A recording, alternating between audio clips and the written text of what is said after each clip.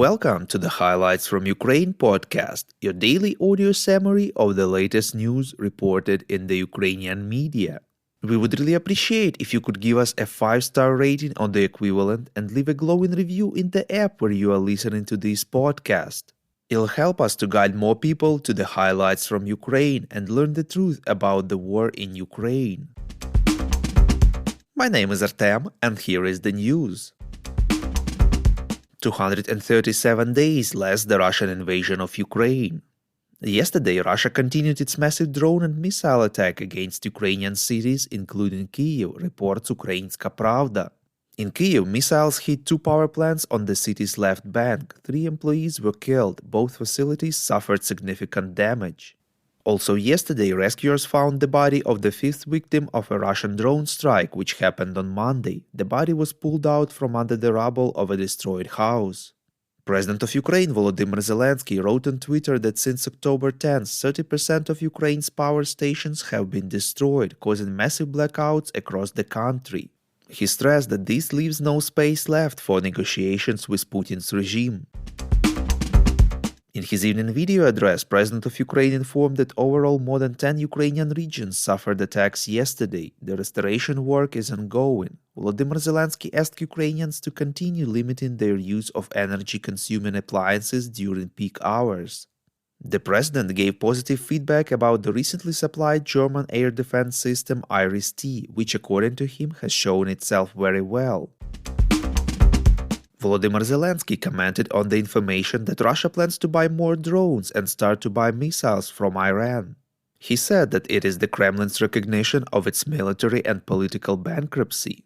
The president reminded that for decades Moscow has been spending billions of dollars on its military-industrial complex and in the end still have to bow to Tehran to get rather simple drones and missiles. He acknowledged that now at the tactical level, the Russian commandment may still have certain hopes, calculations and new illusions due to Iranian drones, but all this will fall apart just as their previous calculations. Ukrainian Foreign Minister Dmytro Kuleba submitted for the president's consideration a proposal to terminate diplomatic relations with Iran, reports LBUA. The reason for this proposal is Iran's decision to supply drones that Russia uses against Ukraine's civilian infrastructure. Quote, Iran's actions are despicable and deceitful and we will not tolerate them, unquote. At the same time, the minister informed that Ukraine will ask Israel for urgent provision of air defense systems. Kyiv hopes to start high-quality cooperation in obtaining appropriate technologies in Ukraine. Quote, if Israel's policy is really to consistently counter Iran's destructive actions, then it is time for Israel to openly side with Ukraine, unquote. At the same time, Israeli media informed that the country is ready to discuss the idea and understands the situation in Ukraine, but it's doubtful that such a step will be implemented in the near future, reports Suspilne.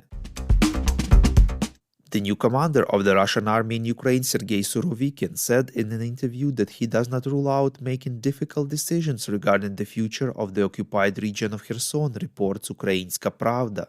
Earlier, Western military officials expressed belief that the Ukrainian army could liberate Kherson from the Russian invaders as early as late October. Surovikin admitted that the situation is intense. The Ukrainian army is breaking through Russian defenses. He also made a statement about the alleged upcoming missile strike on Kherson and on the Kakhovka hydroelectric power plant by the armed forces of Ukraine and said that allegedly because of this, the civilian population would be evacuated. Later, Russia-appointed head of the occupation administration of the region, Volodymyr Saldo, announced the organized movement of the civilian population to the other bank of the Dnipro River, which is still under control of Russian forces. He claimed that the evacuation will be voluntarily and those who will move will receive housing in Russia. Over the past week, Germany has handed Ukraine an additional package of military aid, reports European Pravda. The package includes 5 Bergen-Panzer II armored recovery and repair vehicles, as well as winter military uniforms and equipment. In particular, Ukraine received from Germany 100 tanks, 183 generators, 116,000 winter jackets, 80,000 pairs of winter pants, and 240,000 winter caps for military personnel. In addition, Berlin handed over 167,000 cartridges for small arms and 7 pontoon systems. Germany plans to transfer additional 5 armored engineering vehicles, 4,000 sleeping bags, and 35 heavy trucks. Kyiv will receive by the end of the year more Dinger armored vehicles, additional Panzerhaubitze 2000 howitzers, additional rocket launcher systems, and anti-drone systems, reports Ukrinform. Prime Minister Denis Shmyhal said that Ukraine received 2 billion euros of macro-financial assistance from the European Union, reports Interfax Ukraine. According to him, the money will help to cover urgent budgetary expenses, in particular in the social and humanitarian spheres. The Prime Minister added that these funds are the first part of a package of 5 billion euros. The Ukrainian parliament recognized the Chechen Republic of Ichkeria as temporarily occupied by the Russian Federation and condemned the genocide of the Chechen people, reports Interfax Ukraine. The Rada called on the UN member states and international organizations to ensure an independent and unbiased investigation of international crimes committed on the territory of the temporarily occupied Chechen Republic and to bring to justice the perpetrators. Chechen Republic is the region of Russia which declared independence after the fall of the Soviet Union, but after several bloody wars was forced to join the Russian Federation.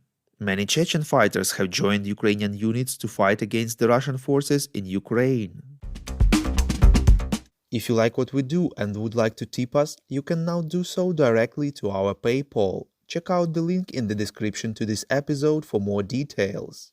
And as usual, you can subscribe to our Patreon. In gratitude for your help, we will give you access to a series of exclusive episodes on wartime life in Ukraine.